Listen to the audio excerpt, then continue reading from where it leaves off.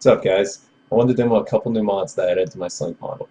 So, as in its original form, it basically just acts like a SLINKY.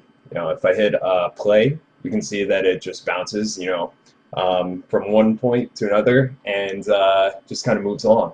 Now, in the original SLINK video that I showed, you can do all this crazy stuff like move the front jump point or the rear jump point, change the speed, change the size, change the radius, to get all of these really cool different looking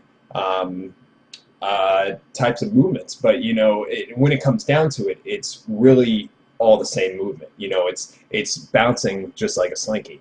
And this was cool for a while, but as I was playing around with it in my crowd generator, a lot of the movements looked very one-dimensional, and I wanted just a completely different movement. So I went back to the drawing board. I was like, all right, if this is my SLINKY, just a nice little piece of paper, what type of movements, what type of locomotion can I come up with for this thing to move along? Maybe a wave thing. And so I just started, just for an hour or so, I just played around with a piece of paper, moving it along. And I came up with two movements that I really like. One was just like an inchworm that moves across like that.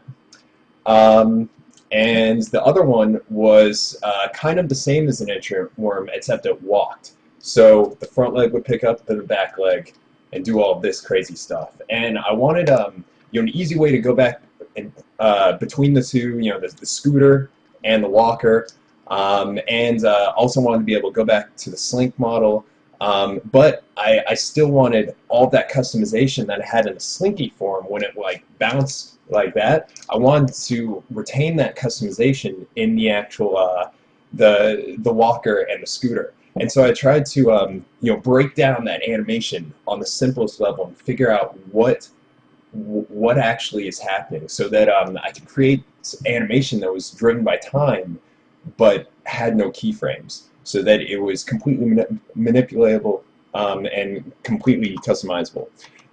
So on to the demo. So if I hit play, it works just like a SLINKY, like I said before, but if I select the master handle, I have this switch over here. It's called SLINKY Walker Scooter Switcher. So if I put that on 2, I'm skipping 1 just for a second. If I put on 2, you'll notice the SLINKY GUI disappeared, and we got this other GUI right here that's just called the Walker Control Panel. Now, if I hit play, this is actually this is actually the scooter one. So the reason why I skipped over 1 is because 1 is the walker one, and the scooter one is a little bit simpler in the way that works, and the walker one, adds the height dimension. It's basically the exact same math controls that are going into it. It's just kind of locks it on the y-axis, so it doesn't move up and down. Let's see. There we go.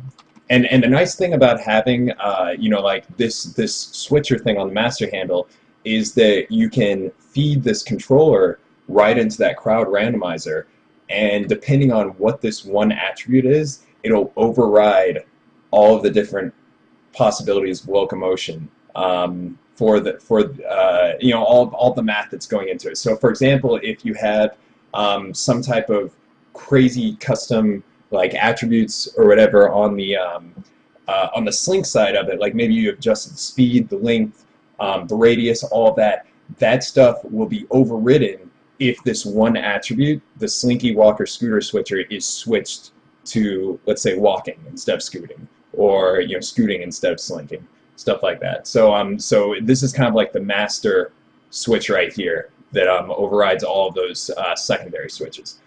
So again, that's the scooting one, and so then I'm going to put it to 1, and if I put it to 1, it still scoots. Nothing different so far. But now I'm going to select the actual GUI right there, and you can see that we have some of the similar attributes that we had on the SLINK thing. Like we've got a GUI lock, so that this actual GUI either follows with the SLINK or stays back there. We've got the path aim, which is basically just controls the orientation and twist of the actual curve. And we've also got the radius, so I can control how fat it is, and depending on which attribute you are on the switcher, the specific radius control on that GUI will take priority.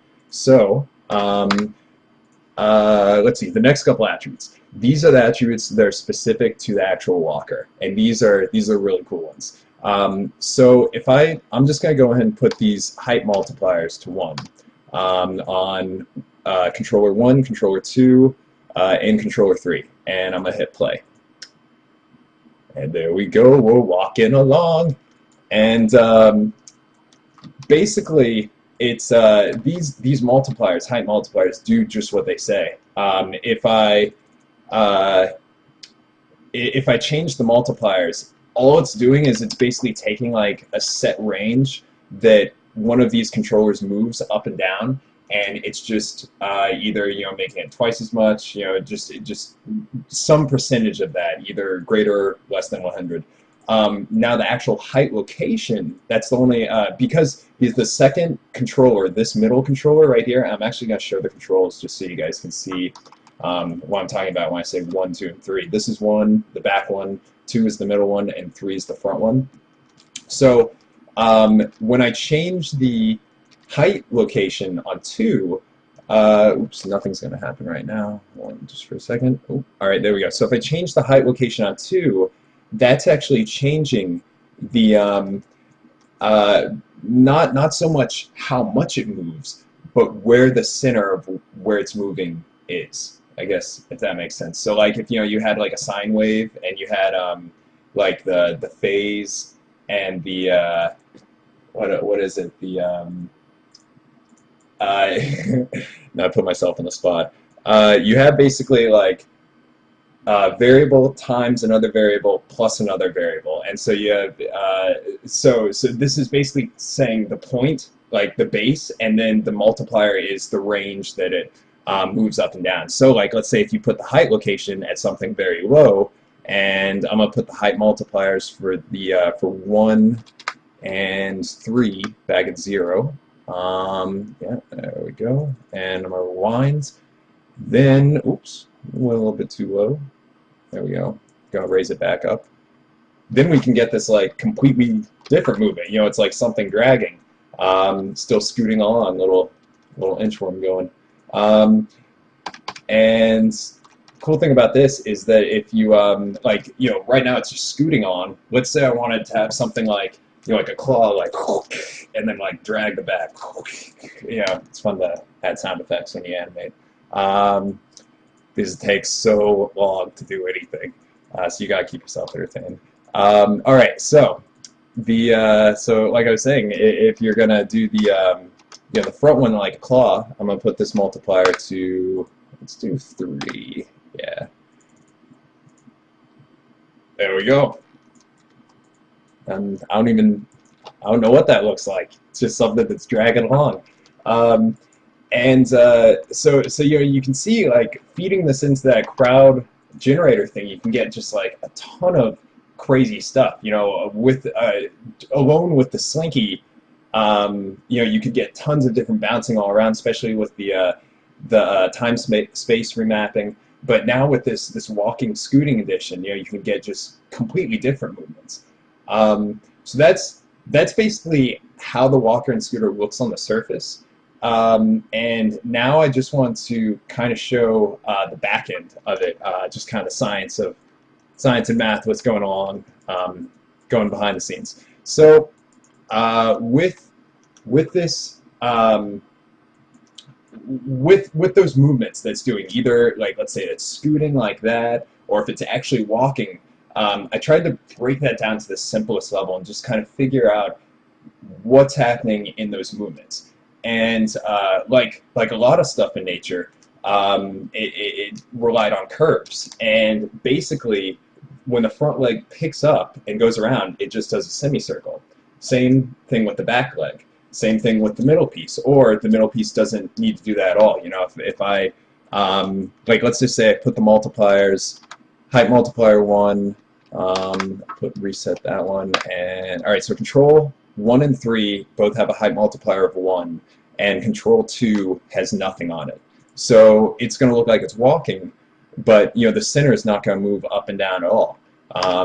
If I put a height multiplier of 1 on controller 2, we can see that now the middle one actually does move up and down. And so, let's see.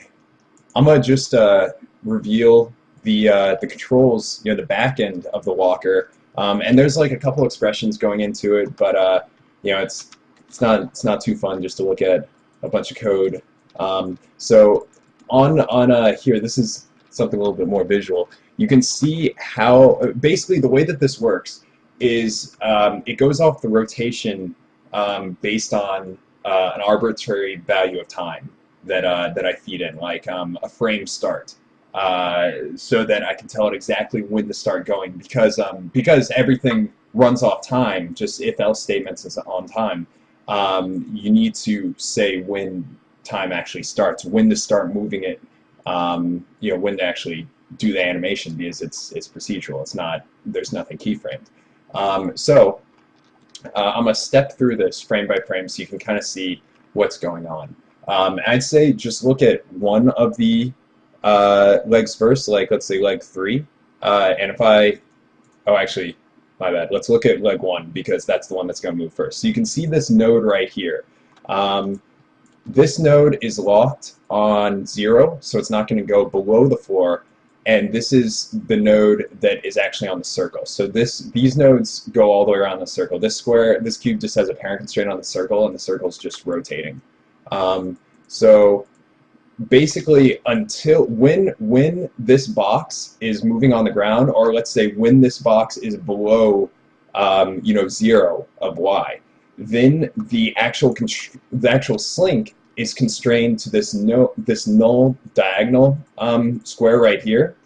And when the box goes above the y-axis, it switches to the SLINK is constrained to the box, and then the null moves forward in just a second. It basically once this box hits the ground, this null gets a new position of where that box hits, and then the constraints switch over so that the SLINK is constrained to the null again.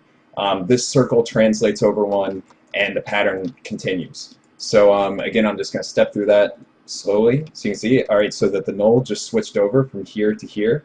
The circles just switched over, and the pattern's continuing. So again, I'm just going to step through it really nice and slow so you can see. All right, there went the top one.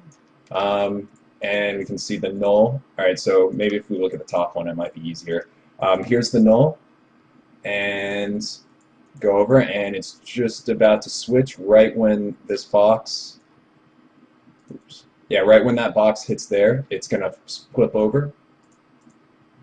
Oop, there we go, and that's basically everything that's going into the walker. It's just like 3 circles that are moving controls, and then that height multiplier is it's leaving the X and Z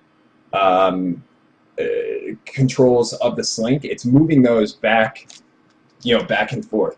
But the height multiplier is actually adjusting the Y coordinate. So it's like you're getting a motion path, but it's like you're scaling the motion path. And that was really the problem I had to overcome with it, is that you can't. I had problems creating, making the motion path longer or shorter, or like changing it with a lattice, or doing anything like that. So I hacked the whole motion path idea and just decided to go for a constraint route on individual, translate X, Y, and Z, stuff like that. But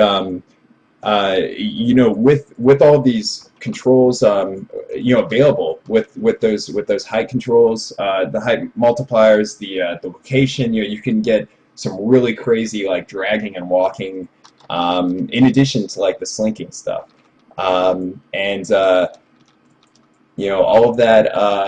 I'm gonna create an animation in the next couple of weeks that is gonna have all these guys moving around, in addition to Mr. TUBSON. Yeah, that's the SLINK model, and Hope you guys enjoyed it, and leave comments, questions, feedback. I'm always happy to hear from you guys. Thanks.